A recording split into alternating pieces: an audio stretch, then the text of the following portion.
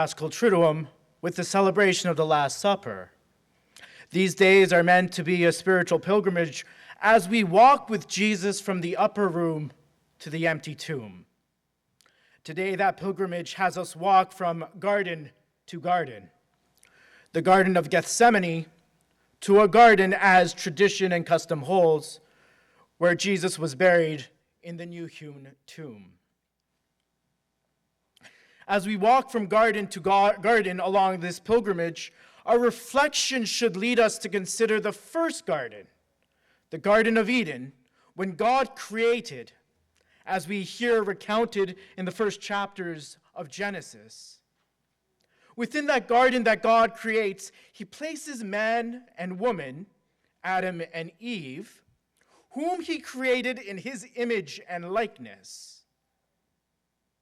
With the phrase image and likeness repeated throughout these first chapters of Genesis, we see something that God is revealing. It indicates sonship. And if we are made in the image and likeness of God himself, then we truly are sons and daughters of God. God desires to relate to us, his creature, not as a master to a slave, but as a father to his sons and daughters. As we continue to unpack life within the garden that God creates, not for his own sake, but for his creation, Adam and Eve, which he gives to them freely out of love, he seeks to enter into a covenant with them. Not only are we his sons and daughters because he created us in his image and likeness, but we are his sons and daughters through a solemn covenant where we entered into the divine family of the most holy Trinity. But we must not forget a covenant was made by swearing an oath of fidelity. Faithful to this oath brought blessings, while infidelity, unfaithfulness, brought curses upon the one who is not faithful. As we continue in the story of our first parents, Adam and Eve, in the Garden of Eden, we hear a command given by God: of the tree of knowledge of good and evil you shall not eat. As this covenant is established, a law is given. The relationship with God as a father through creation and covenant, through oath, requires a response of freedom. This command, this law by God, is not meant to be restrictive, but to freely respond to God's love poured out for them. He is a gentleman. He will not force himself onto us and into our life. We must respond freely, and that makes it love. And this love is to lead them to trust him as a father, and that as he promises, he will hold up his end of the covenant oath. When the serpent enters the story, through his questions and tactics, he lures Adam and Eve to not trust in their father, but to see him as a tyrant, that he will not be faithful to his promises, that he just wants to dominate them.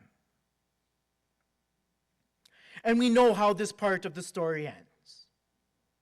Adam and Eve fall for the temptation of the serpent, and we are trafficked into his dominion, slaves now to sin, death, and the devil. The root of the fall is a failure to grasp that God is a good father and that he will provide, that he is trustworthy and will be faithful to his promises. As a result of the fall, we are left only with a sense of the master-slave relationship. And here we bring on to ourselves the curse of the covenant. We are exiled from the garden the bitter fruit of sin, separated from God, discord amongst ourselves and all creation, pain in childbirth, and Adam's toil and sweat will bring forth thorns and thistles. The last scene of the Garden of Eden reminds us just how tragic the fall of Adam and Eve is. They had everything. God gave them everything. The tree of life, of which they never ate, all of that closed up, shut up, and now guarded by two cherubim. And yes, if at this moment there's a sense of despair that has filled your heart because of the great fall and how empty life is without God, that's not a bad thing. The bad news truly is bad news. But on Good Friday, there is reason for hope. Our pilgrimage from garden to garden is where that hope is founded, because we walk with Jesus, who brings us good news. That he came to be with us through the fiat of the Virgin Mary. And in his hour, he has come to reverse the curse of Adam, which begins in the Garden of Gethsemane. Here, Jesus sweats blood. I can only imagine that the psalm that we heard was filling his heart to take courage and strength in the Lord, his Father. Take this cup away from me. Not my will, but yours be done.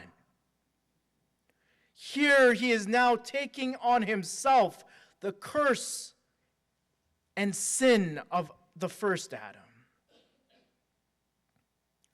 After he is arrested, the Roman guards mockingly crown him with a crown of thorns. When he hangs upon the tree, he cries out, "I am thirsty." And they give him sour wine to drink the bitter fruit of sin. As the suffering servant prophesied by Isaiah, Jesus has borne our grief and carried our sorrows. He was bruised for our iniquities, wounded for our transgressions. He suffered and died on the wood of a tree. But he did this all with a love to the end. To transform that wood into the new tree of life, from which we, the descendants of Adam, can take and eat and receive the grace, the divine life, to live the life of God forever.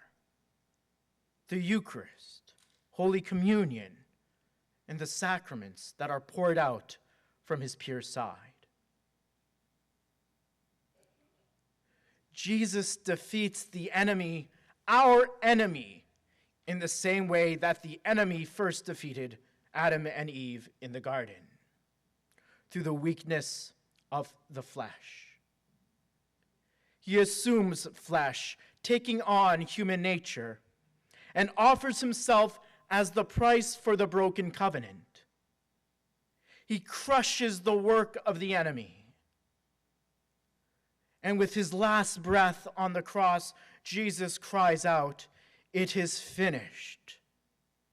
The exile from Eden ends, and the new exodus to paradise is open to Adam and all his descendants.